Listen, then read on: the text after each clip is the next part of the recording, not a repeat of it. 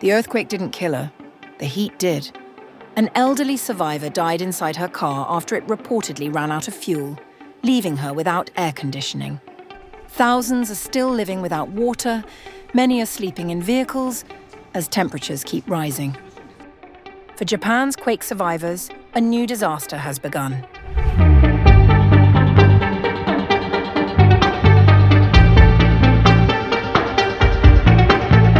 Days after a magnitude 7.1 earthquake devastated Kumamoto Prefecture on Japan's southern island of Kyushu, authorities are warning that extreme heat is becoming a growing threat to thousands of displaced residents.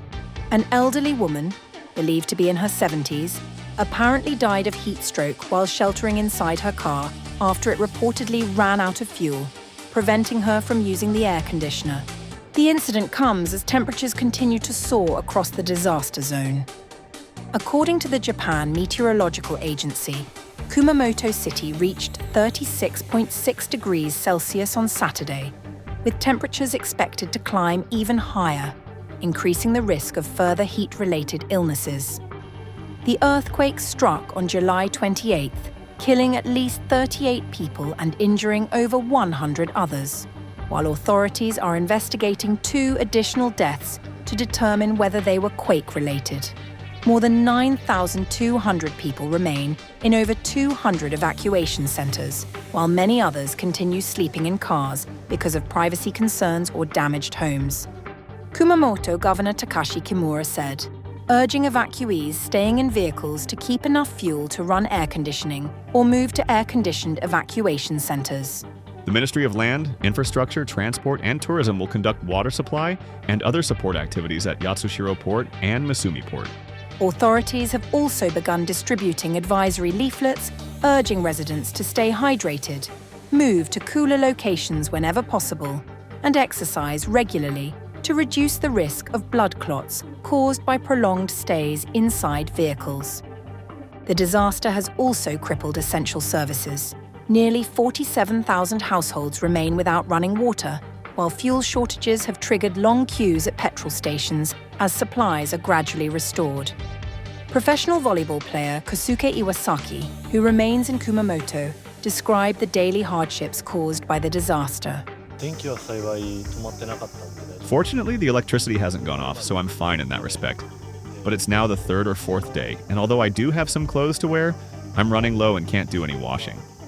The water's cut off, so there's just no way. I've been asking acquaintances in town for help with that, but here, although drinking water is secured, there's very little water we can use freely, so that's where I'm feeling the most inconvenience. He added that uncertainty over basic services remains a major concern. Well, at the moment, only the electricity is working at home. The gas and water are cut off, so I'm wondering when those will be fixed. Shops are gradually starting to open again, but I'm still a bit anxious about when things like food supplies and petrol stations will return to normal. Prime Minister Sanae Takaichi said the government is accelerating deliveries of water, food, portable toilets, air conditioners, and emergency supplies to evacuation centers, vowing that the government is determined to do everything we can. Meanwhile, search and recovery operations continue across Kumamoto. Authorities have now completed rescue efforts at the collapsed Aeon Mall in Kashima, where 5 survivors and 7 victims were recovered after a suspected gas explosion triggered by the earthquake. Officials say more than 3,800 buildings have been damaged, over 180 homes destroyed, and fewer than 900 households remain without electricity as recovery efforts continue.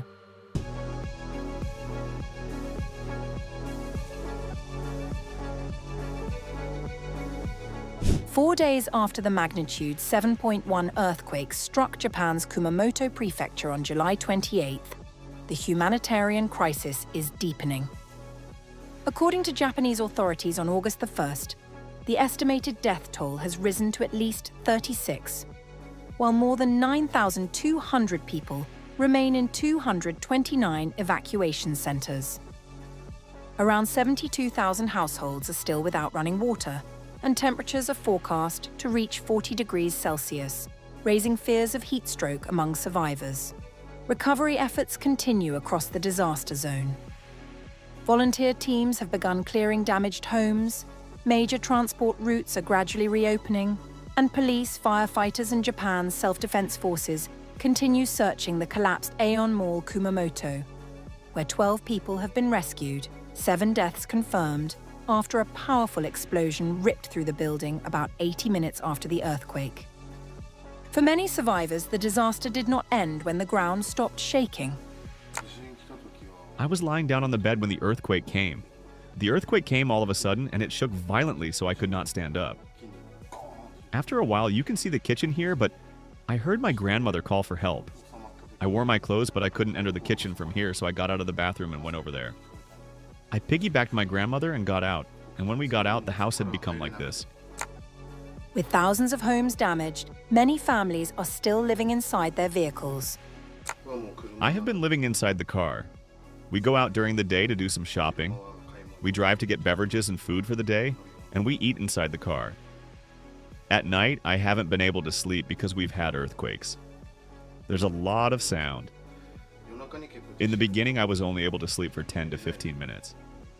After days without normal living conditions, survivors say even basic comforts have become a luxury. I just want to take a bath now. I want to take a bath and I want to sleep under a blanket in an air-conditioned room.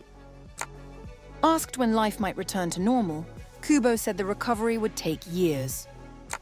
I have no idea when our house can be rebuilt. There are hundreds of collapsed houses. I think it will take a year or two before they're restored. The earthquake has also exposed another challenge, finding shelter for families with pets.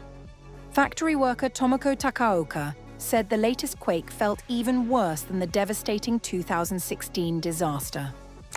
This time, when the earthquake struck, I was at work, and I felt shaking even stronger than before in 2016. All the furniture fell over, and it was a really terrible situation. It was scary. Unable to find an evacuation center that accepted her 2 dogs, she initially spent the night inside her car. I couldn't use electricity or running water, and I was worried about heat stroke. Since I have dogs, I initially spent the first night sleeping in my car, but that got a bit difficult. Eventually, I found out through social media that this place allows people and their pets to stay, so I came here. They're just like family to me. I'd like to stay with them as much as possible, and they're so very important to me. The director of the animal hospital now sheltering evacuees said social media quickly spread word that the facility was accepting both people and pets. We've been known since the Kumamoto earthquake 10 years ago because we accepted evacuees with pets at that time. People in Kumamoto already know this place exists. Nowadays, if anybody posts information on social media, word spreads very quickly. We don't really have to advertise, people just come. Tokuda also highlighted a long-standing problem during disasters. During disasters, it's only natural for dogs and cats to stay together with their families. But people who don't own pets don't necessarily want to be with them. They worry about fleas, odors, allergies, and noise. Pets are often viewed negatively, which is why many evacuation shelters often don't allow people and pets to stay together. As aftershocks continue and extreme heat grips Kumamoto, Japan's recovery has become not only a race to rebuild damaged communities, but also a struggle to protect the lives and dignity of those who survived the quake.